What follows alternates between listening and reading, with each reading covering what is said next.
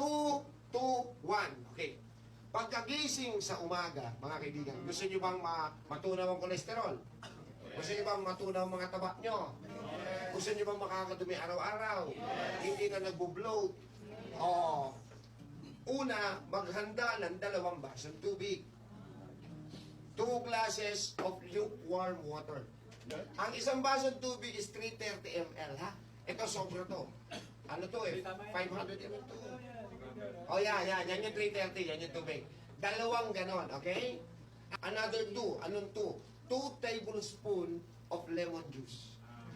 Ihalo. Ano? Lagay sa mata. Ihalo. Tapos, 1 tablespoon of apple cider vinegar. I-mix mo po siya. Yun po yung iinumin niyo pagkagising. Hahanda niya si liver to absorb nutrients. Susunugin niya ang cholesterol at ang fats na nandun po sa bituka nyo na nagkikreate ng more fats kaya lumalaki ang mga tiyan nyo.